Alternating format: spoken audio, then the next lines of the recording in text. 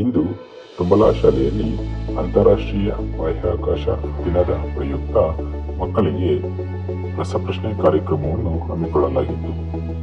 ಮೊದಲಿಗೆ ವಿದ್ಯಾರ್ಥಿಗಳಿಗೆ ಪರೀಕ್ಷೆಯನ್ನ ನಡೆಸಿ ಅದರಲ್ಲಿ ಅತಿ ಹೆಚ್ಚು ಅಂಕಗಳನ್ನು ಪಡೆದ ವಿದ್ಯಾರ್ಥಿಗಳನ್ನು ರಸಪ್ರಶ್ನೆಯ ಕಾರ್ಯಕ್ರಮಕ್ಕೆ ಆಯ್ಕೆ ಮಾಡಿಕೊಳ್ಳಲಾಯಿತು.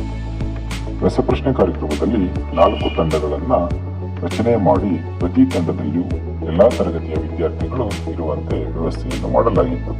ಇದರಲ್ಲಿ 4 ಸುತ್ತುಗಳ ವ್ಯವಸ್ಥೆಯನ್ನು ಕೂಡ ಮಾಡಲಾಗಿತ್ತು.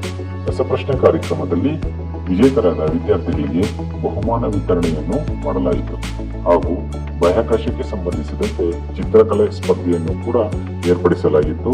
ಚಿತ್ರಕಲೆಯಲ್ಲಿ ಅತಿ ಹೆಚ್ಚು ಸುಂದರವಾಗಿ ಚಿತ್ರವನ್ನು ಬರೆದ ವಿದ್ಯಾರ್ಥಿಗಳಿಗೆ ಬಹುಮಾನವನ್ನು ವಿತರಣೆಯನ್ನು ಮಾಡಲಾಯಿತು ಹಾಗೂ ಬಾಹ್ಯಾಕಾಶಕ್ಕೆ ಸಂಬಂಧಿಸಿದಂತೆ ವಿಡಿಯೋಗಳನ್ನು ಮಕ್ಕಳಿಗೆ ತೋರಿಸಿ ಕಾರ್ಯಕ್ರಮವನ್ನು ಮುಗಿಸಲಾಯಿತು.